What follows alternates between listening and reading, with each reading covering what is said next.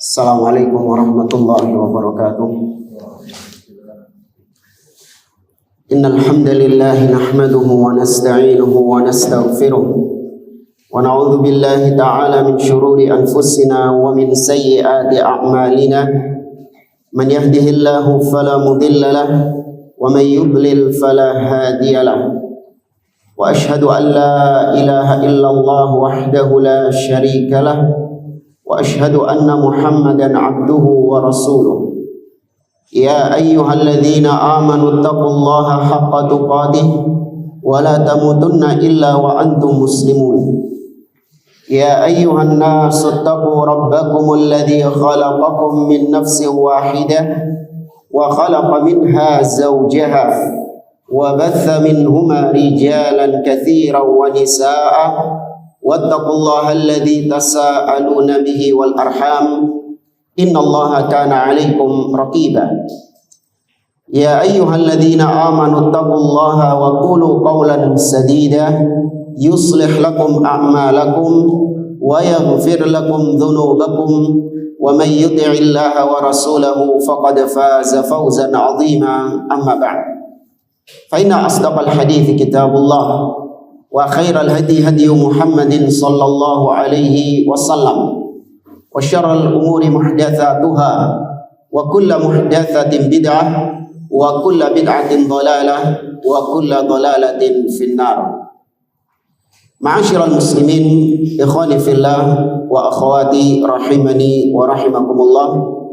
Alhamdulillah, segala puji bagi Allah Subhanahu wa taala yang karena limpahan nikmat dan taufiknya kita pada malam hari ini dipertemukan oleh Allah di majelis ini untuk melanjutkan kembali pembahasan kitab Nawaqidul Islam atau pembatal-pembatal keislaman yang ditulis oleh Syekh Muhammad bin Abdul Wahhab rahimahullahu ta'ala dengan syarah atau penjelasan dari Fadilatul Syekh Ad-Doktor Abdul Razzaq bin Abdul Muhsin Al-Abbad Al-Badr hafizahullahu ta'ala. Pada pertemuan yang lalu kita masih membahas muqaddimah yang disampaikan oleh Syekh Abdul Razzaq hafizahullahu ta'ala sampai pada halaman 13 yang paling bawah. Hah? Paragraf keberapa? Walihada. Ya. Ya, walihada. Di halaman 13 di paragraf yang tengah-tengah kedua, qala Syekh Abdul Razzaq hafizahullah taala walihada kana minal ahammiyati bimakani wal hajati syadidah wad darurah mulihah ila an ya'rifa kullu muslimin nawaqidad din liyahdara minha huwa fi nafsihi. Setelah beliau menjelaskan tentang pentingnya kita mempelajari nawaqidul Islam, kata beliau, oleh karena itu merupakan perkara yang sangat urgent dan merupakan kebutuhan yang sangat penting, bahkan darurah, yaitu seorang muslim atau setiap muslim, kullu muslim, mengenal, mengetahui tentang nawaqiduddin, pembatal-pembatal agama ini. Nah, makanya di sini beliau mengatakan agar dia waspada, hati-hati terhadap dirinya sendiri sebagai bentuk kewaspadaan terhadap dirinya sendiri. Waliyahdhara minha man tahta yadihi, dan supaya orang-orang yang berada di bawah kekuasaannya seperti istri dan anak-anak kita itu bisa kita perhatikan kalau mereka itu jatuh dalam perkara-perkara pembatal keislaman. Ya, tanpa disadari ada seorang mungkin yang istrinya atau anaknya melakukan pembatal keislaman, sedangkan orang tuanya nggak tahu kalau itu pembatal keislaman, dianggap biasa saja, dianggap hal yang lumrah. Wa yansahun nas min hadzal jurmi alladhi huwa akbaru jurmin dan untuk memberikan nasihat kepada manusia secara umum tentang kejahatan yang satu ini. Bahkan dia adalah kejahatan yang paling besar, ya, keburukan yang paling besar. Wa min hadzal dzanbi alladhi huwa a'dhamu dzanbin, dan untuk menasehati kaum muslimin dari dosa yang satu ini, bahwasanya itu merupakan dosa yang paling besar, pembatal keislaman, itu adalah dosa yang paling besar. Walihada ta'uddu hadhihi risalah wa nadha'iruha mimma katabahu ahlul ilmi fi hadzal babi risalatan muhimmatan lil ghayah. Oleh karenanya kata beliau, risalah ini, yakni buku Nawaqidul Islam ini dan yang semisal dengannya yang ditulis oleh para ulama di dalam masalah-masalah pembatal keislaman, itu dianggap, dihitung oleh para ulama sebagai risalah yang muhimmah, risalah yang sangat urgen, yang sangat penting untuk dipelajari oleh setiap muslim. Yahtaju kullu muslimin ila ma'rifatiha, dibutuhkan oleh setiap kaum muslimin untuk mengenal, mengetahui pembatal keislaman ini. Kemudian di paragraf berikutnya kata Syekh, wa baina yaday dirasati hadhihi risalah adhkuru kalaman kuntu katabtuhu sabiqan fi kitabi fiqhil ad'iyati wal adhkar. Dan di hadapan buku ini, artinya sebelum kita memulai buku ini, risalah ini, aku sebutkan terlebih dahulu sebuah kalam, sebuah ucapan yang aku tulis sendiri sebelumnya dalam kitabku yang berjudul Fikih Doa-Doa dan Zikir-Zikir. Jadi di mukaddimah ini beliau menyebutkan tentang tulisan beliau sendiri yang pernah beliau tulis dalam kitabnya Fikih Doa dan Zikir. Ya, kitab ini Fikih Doa dan Zikir ini kalau mau ikut kajiannya bisa setiap Sabtu pekan ketiga di Masjid Al-Ikhlas Palm Spring oleh Al-Ustaz Abdurrahman Thayyib hafizahullah ta'ala. Nah, kitab ini dibahas fikih doa dan zikir. Haula bayani ahammiyati ma'rifatil muslim li nawaqidil Islam wa hajatihi syadidah ila dzalik. Di mana dalam tulisan tersebut ya beliau berbicara seputar penjelasan akan pentingnya seorang muslim mengetahui pembatal-pembatal keislaman. Dan beliau menjelaskan tentang kebutuhan yang sangat mendesak bagi setiap muslim untuk mengenal pembatal keislaman. Ja'altuha fil muqaddimah baina yaday dzikri nawaqidil Islamil asyrah. Dan tulisan tersebut aku jadikan sebagai muqaddimah ya di antara pembahasan penyebutan pembatal keislaman yang 10. Nah, kata beliau, wa inna mimma yanbaghi, dan di antara perkara yang penting untuk diketahui, an yahtamma bihil muslim, untuk seorang muslim memperhatikannya, memprioritaskannya, fi hadzal babil azim, dalam bab yang sangat agung ini. Dan yang harus diperhatikan oleh seorang muslim adalah ma'rifatu nawaqidi hadhil kalimah, untuk mengenal pembatal-pembatal keislaman itu, liyakuna minha fi hadar, agar dia menjadi seorang yang waspada, berhati-hati. Fa innallaha tabaraka wa ta'ala qad bayyana fi kitabihi sabilal mu'minin al muhaqqiqin li hadhil kalimah mufassilah. Kata beliau, sesungguhnya Allah Subhanahu wa taala telah menjelaskan di dalam kitabnya, Allah telah menjelaskan jalannya orang-orang beriman yang merealisasikan ya kalimat tauhid la ilaha illallah. Allah jelaskan secara terperinci. Wa bayyana sabilal mujrimin al mukhalifina laha mufassilan. Namun gak cukup Allah itu hanya menjelaskan tentang jalannya orang-orang yang beriman saja, tapi Allah juga menjelaskan tentang jalannya orang-orang yang menyimpang, orang-orang yang menyelisihi, dengan penjelasan yang terperinci. Wa bayyana subhanahu aqibata haula wa aqibata haula. Dan Allah juga menjelaskan akibat kalau orang itu menempuh jalan orang-orang yang beriman, menempuh jalan kebaikan, Allah jelaskan akibatnya itu dia akan mendapatkan apa? Yaitu surga Allah Subhanahu wa taala. Dan Allah juga menjelaskan akibat yang didapatkan dari orang-orang yang menempuh jalan-jalan keburukan. Mereka akan mendapatkan azab, siksa Allah Subhanahu wa taala. Wa a'malaha ula wa a'malaha ula.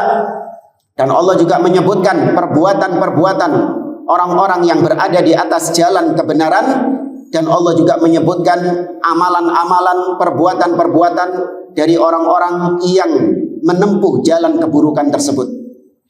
Wal asbaballati waffaqa biha haula wal asbaballati khadzala biha haula. Allah juga menyebutkan apa sih sebab-sebab yang menyebabkan orang-orang yang beriman itu diberi taufik oleh Allah untuk bisa menempuh jalan tersebut. Dan Allah juga menjelaskan apa saja sebab-sebab yang menjadikan orang-orang ahli maksiat, ahlul batil, kenapa mereka tidak diberi taufik, bahkan dicabut hidayah dari mereka sehingga mereka menempuh jalan-jalan keburukan. Nah, Allah sebutkan sebab-sebabnya apa? Wa jalla subhanahu al-amrain fi kitabihi wa kashafahuma wa awdahahuma wa bayyanahuma ghayatal bayan. Allah Subhanahu wa taala menjelaskan dua perkara tersebut di dalam kitabnya. Allah menyingkapnya, Allah menjelaskannya dan menerangkannya seterang-terangnya, ya, sejelas-jelasnya. Allah berfirman dalam surah Al-An'am ayat 55, wa kadzalika nufassilul ayat walitastabina sabilul mujrimin.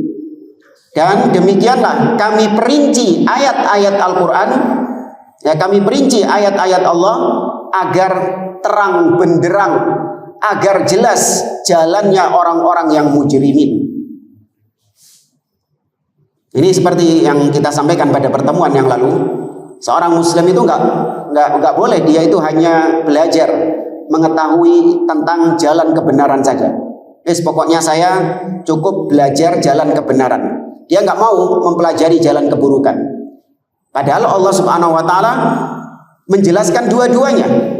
Bukan hanya menjelaskan jalannya orang-orang beriman, jalannya orang-orang yang baik, Allah juga menjelaskan jalan-jalan keburukan untuk diwaspadai. Maka nggak boleh mencukupkan diri hanya dengan mempelajari satu jalan saja. Harus dua-duanya dipelajari. Kemudian dalam surah An-Nisa ayat 115, Allah Ta'ala berfirman, wa may yushaqiqir rasul min ba'di ma tabayyana lahul huda wa yattabi' ghaira sabilil mu'minin nuwallihi ma tawalla wa nuslihi jahannama wa sa'at masira.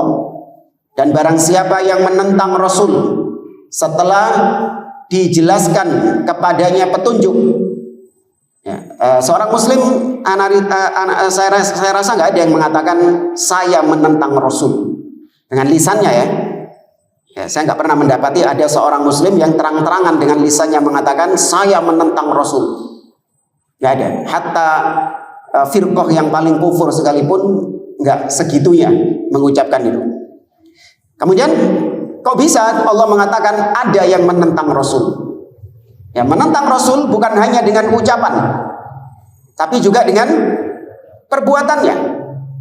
Ya, perbuatan-perbuatan yang dia lakukan itu menyelisihi petunjuk-petunjuk, nilai-nilai yang datang dari Rasul Shallallahu Alaihi Wasallam. Rasul mengajarkan A, dia nggak mau. Dia tolak. Ya, meskipun dia nggak mengucapkan kalau saya menolak konsepnya Rasul, enggak. Ya, tapi dia tolak dengan berbagai macam alasan-alasannya.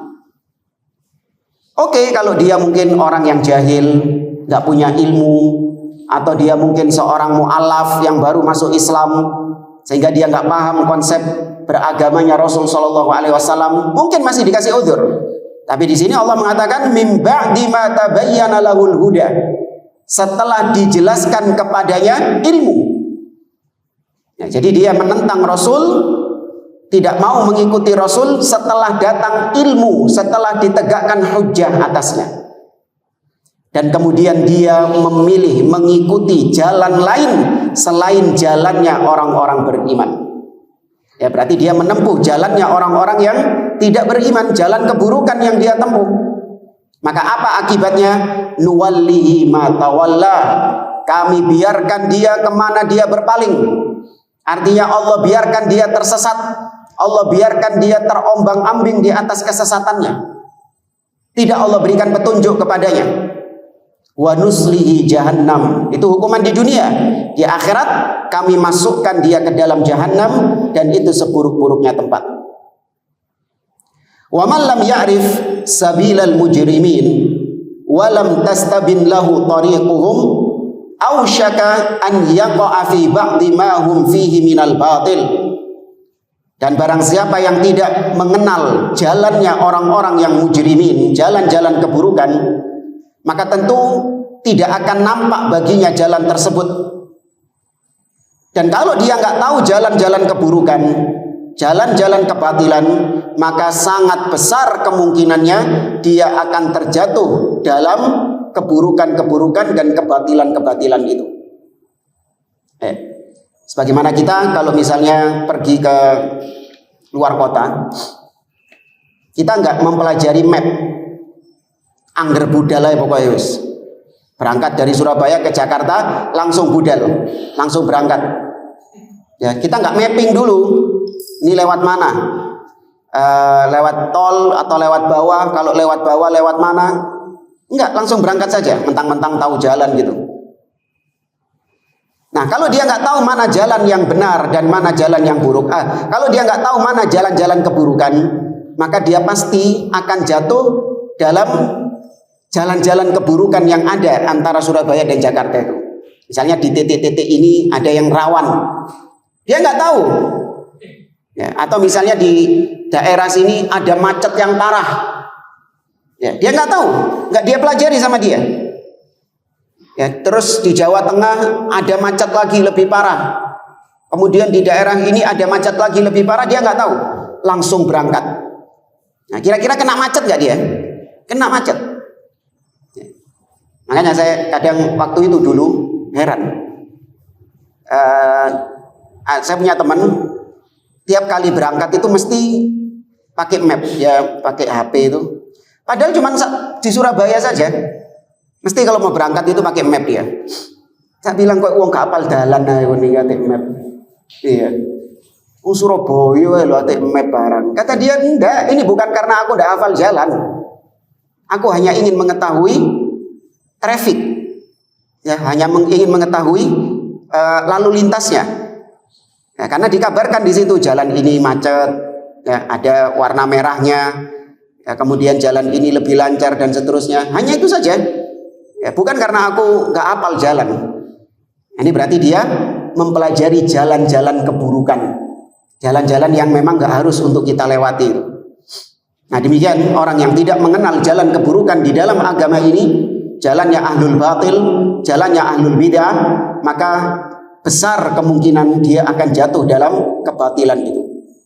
Walihada qala Amirul Mukminin Umar ibn Khattab radhiyallahu anhu. Oleh karenanya Amirul Mukminin Umar ibn Khattab radhiyallahu anhu berkata, "Innama tunqadu ural Islam urwatan idza nasha'a fil Islam man lam ya'rifil jahiliyah." Sesungguhnya tali Islam akan terurai seutas demi seutas, sehelai demi sehelai, urwah. Ya, Islam itu diibaratkan seperti tali. Nah, di dalam tali itu kan ada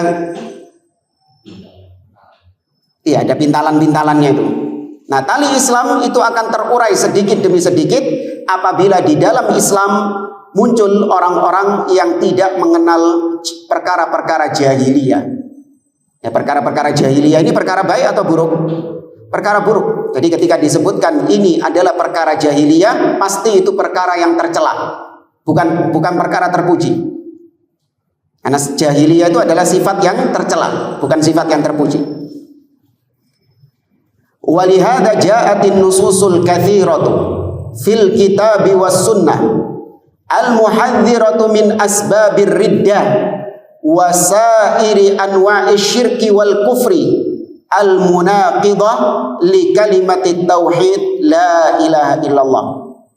Oleh karenanya banyak nas-nas, dalil-dalil di dalam Al-Quran dan As-Sunnah yang muhadzirah, yang mentahdir, memperingatkan dari sebab-sebab kemurtadan dan dari macam-macam bentuk kesyirikan dan kekufuran yang bisa membatalkan kalimat tauhid la ilaha illallah. Banyak ayat-ayat dan dalil-dalil yang menyebutkan akan hal itu. Ya, seperti misalnya Nabi SAW mengatakan, kata Nabi SAW,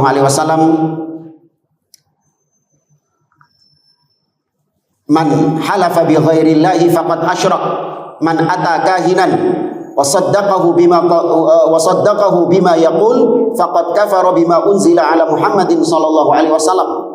Barang siapa yang mendatangi dukun, peramal, kemudian dia membenarkan ucapan dukun tersebut, sungguh dia telah kafir terhadap apa yang diturunkan kepada Muhammad sallallahu alaihi wasallam.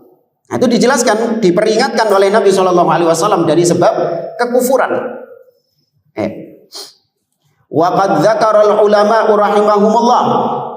Gak cukup dalil, para ulama yang datang setelahnya juga menyebutkan fi babi hukmil murtad min kutubil fiqh. Mereka juga menyebutkan dalam kitab-kitab fikih mereka, ya judulnya bab hukum bagi orang yang murtad. Ya, bab tentang hukum orang yang murtad. Annal muslim qad yartaddu an dinihi bi anwa'in katsiratin minan nawaqid idza waqa'a fiha.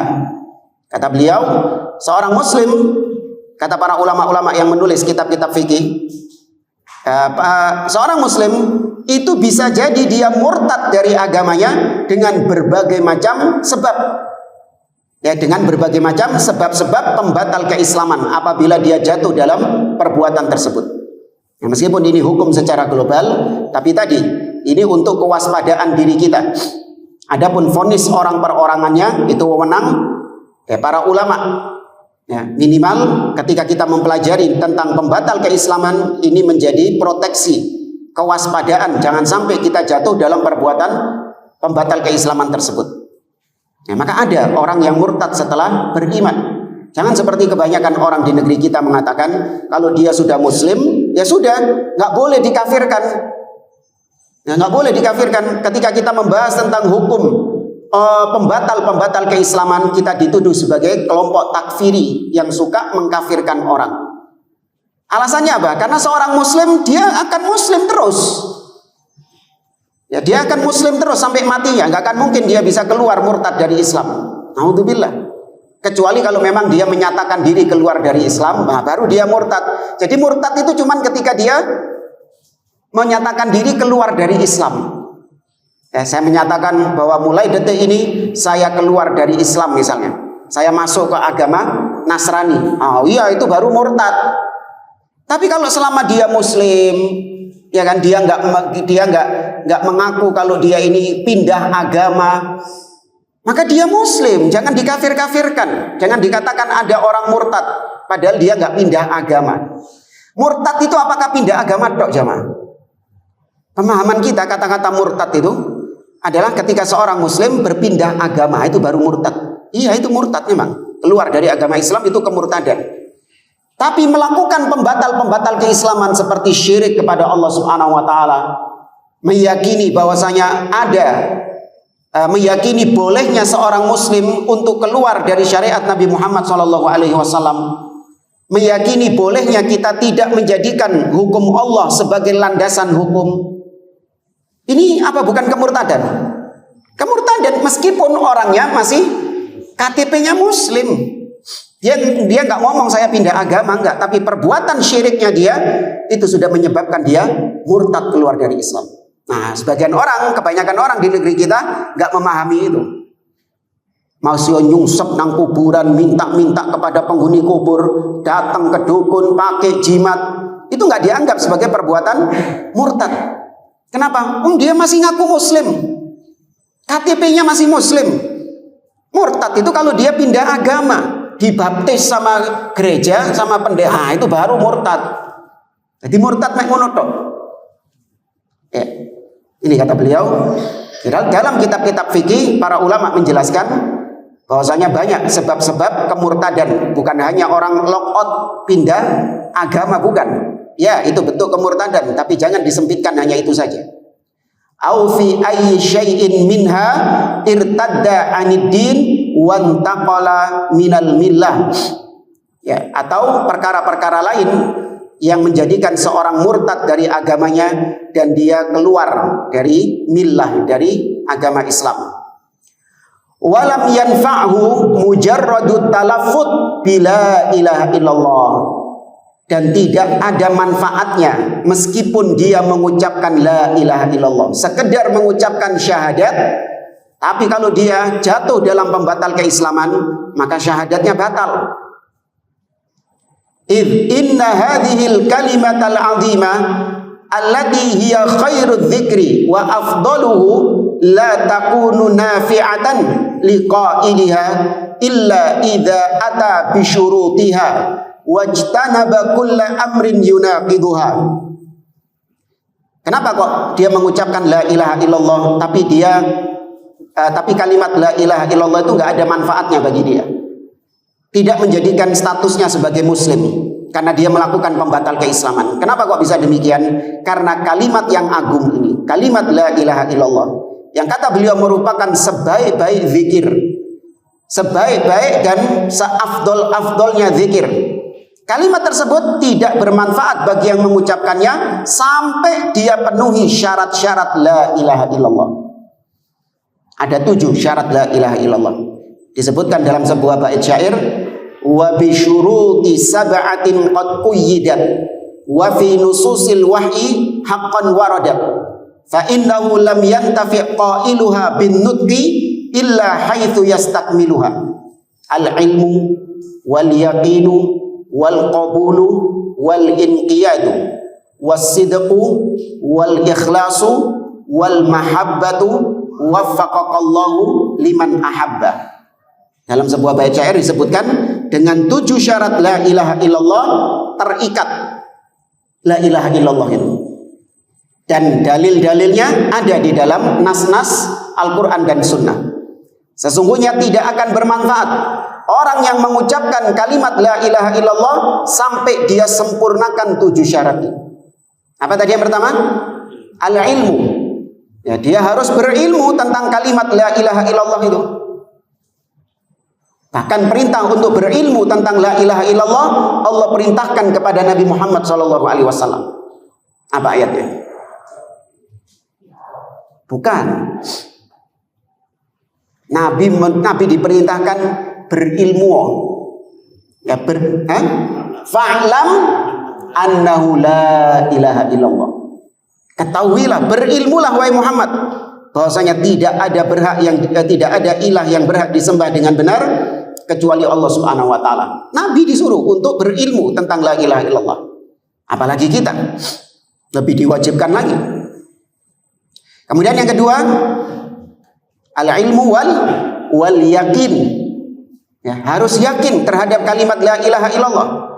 Tidak boleh ragu, tidak boleh syak. BE ono sesembahan lain selain Allah. BE loh ya. Wallahu a'lam. Ya mungkin bisa jadi Allah itu satu-satunya sesembahan.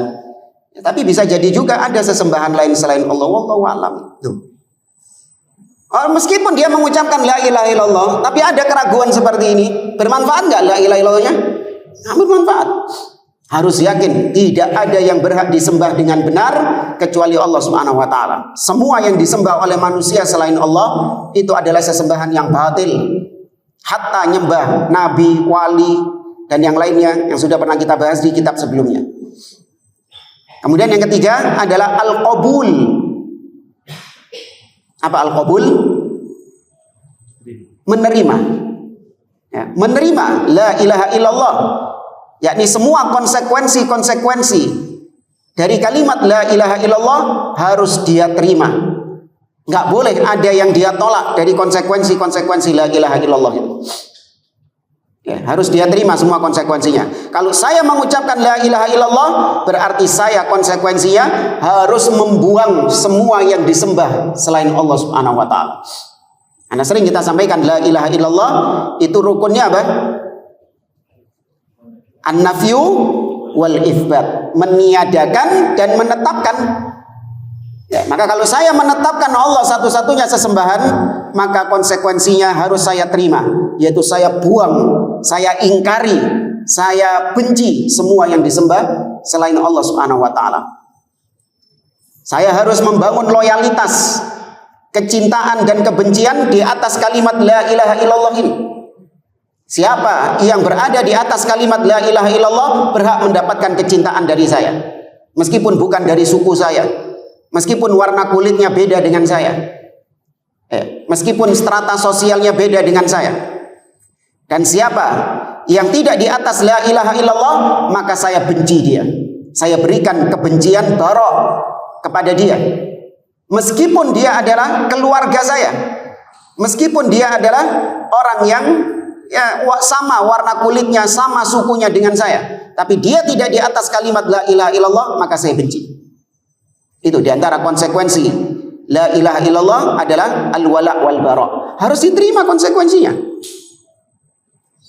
Kemudian yang keempat adalah al-inqiyad, yaitu tunduk patuh ya dengan apapun yang Allah perintahkan setelah mengucapkan la ilaha illallah itu, yaitu melaksanakan sholat, ya, melaksanakan ibadah, ketaatan-ketaatan semuanya harus tunduk patuh. Ya, karena itu adalah syarat, karena itu adalah ya termasuk konsekuensi juga dari kalimat la ilaha illallah. Harus tunduk patuh dengan apapun yang diperintahkan oleh Allah Subhanahu wa taala. Kemudian yang kelima yaitu as-sidqu, harus jujur ketika mengucapkan la ilaha illallah, bukan dalam rangka untuk kemunafikan. Ya, tidak sebagaimana orang-orang munafik, mereka mengucapkan la ilaha illallah namun hanya sebatas untuk mengamankan posisi mereka saja. Karena muslim mayoritas, kalau kita nggak menampakkan diri sebagai muslim, nanti kita nggak dapat dunia, nanti kita nggak dapat jatah dari baitul mal, kita nggak dapat jatah dari ghanimah. Mereka mengucapkan la ilaha illallah, namun kata Allah, yaquluna bi afwahihim ma laisa fi qulubihim. Mereka mengucapkan dengan lisan-lisan mereka apa-apa yang bukan dari hati mereka. Ya, maka harus jujur mengucapkan la ilaha illallah, tidak boleh dia dusta. Kemudian yang keenam adalah al-ikhlas. Ketika dia mengucapkan la ilaha illallah, dia harus ikhlas, murni. Ya, benar-benar dia murnikan kalimat la ilaha illallah itu. Tidak dia kotori dengan kesyirikan-kesyirikan. Maka orang yang mengucapkan la ilaha illallah namun ternyata dia tidak murni, alias ternodai dengan kesyirikan kepada Allah, maka dia tidak memenuhi syarat la ilaha illallah, masih mengucapkan la ilaha illallah. Maka harus bersih dari segala macam kesyirikan. Kemudian yang terakhir, yang ketujuh adalah al-mahabbah atau cinta. Ya, harus cinta dengan kalimat la ilaha illallah itu, harus cinta dengan konsekuensi la ilaha illallah itu, bahkan harus cinta kepada Allah Subhanahu wa taala.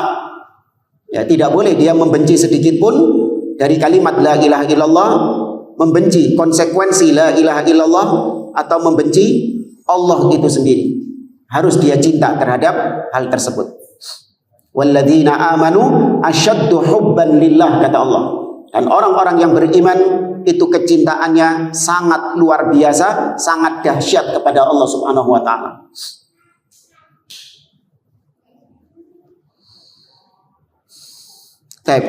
Kata beliau tadi, maka orang yang mengucapkan la ilaha illallah tidak akan bermanfaat ucapan la ilaha illallahnya sampai dia mendatangkan syarat-syaratnya dan menjauhkan diri dari segala perkara yang membatalkan kalimat la ilaha illallah itu. Wa ma min raibin anna fi ma'rifatil muslim li hadhihi nawaqid faidah azimah fid din. Idza arafaha ma'rifatan yaqsidu min waraiha salamah min hadhihi syurur wan najat min tilkal afat. Ya, kata beliau, ketika seorang muslim dia telah mengetahui tentang kalimat, dia telah mengetahui tentang pembatal-pembatal keislaman, maka tidak diragukan lagi dia akan mendapatkan faidah azimah, akan mendapatkan faedah yang sangat agung di dalam agama ini. Karena kalau dia telah mengetahui pembatal-pembatal keislaman, maka dia telah mendapatkan keselamatan. Ya, dia telah mendapatkan keselamatan dari segala macam keburukan-keburukan pembatal keislaman itu. Ini diantara faedah yang besar kalau kita mempelajari nawaqidul Islam, yaitu kita bisa selamat dari penyakit-penyakit kemurtadan dan kekufuran dan kesyirikan.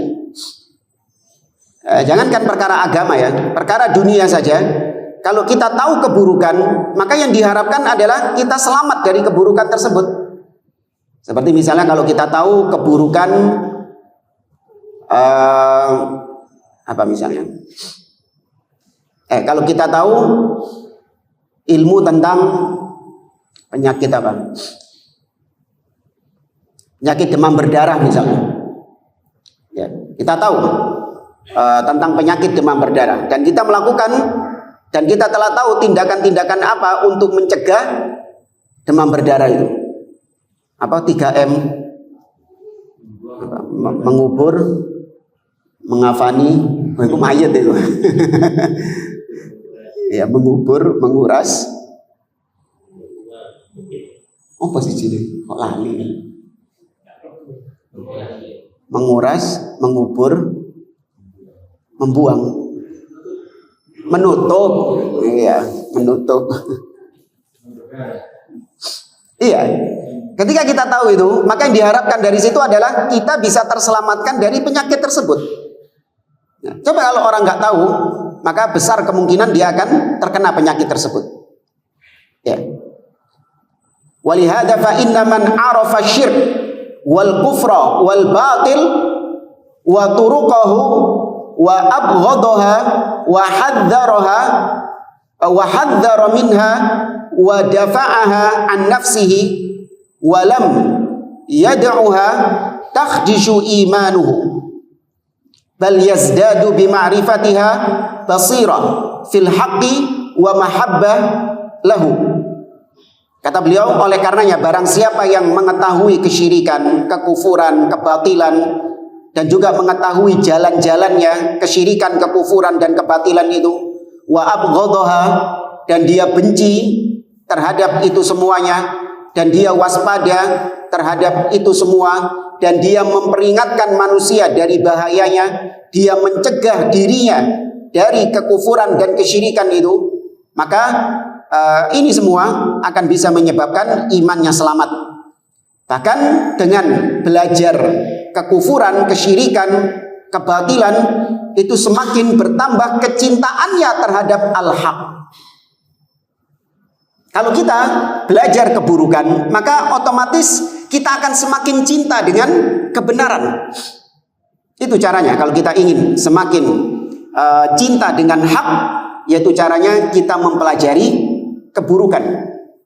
Karena sesuatu itu akan semakin nampak keindahannya ketika disandingkan dengan lawannya. Nah, sesuatu itu akan semakin nampak keindahannya, keelokannya ketika disandingkan dengan lawannya dia. Pernah dulu saya punya teman itu. Dia itu kalau keluar ya mau nongkrong jalan-jalan kemana gitu itu ke mall ta. Ya dulu dia tuh ngajak teman-teman yang levelnya di bawah dia, level gantengnya itu di bawah dia. Kenapa? Saya ketok ganteng dewe deh. Ya. Dia nggak mau ngajak teman-teman yang bahkan lebih tampan daripada dia atau lebih gagah daripada dia, nggak mau. Dia ngajaknya teman-teman yang ya istilahnya di bawah dia standarnya, supaya dia ketok bening dewe gitu. Ya. Kemudian juga contoh seperti misalnya HP.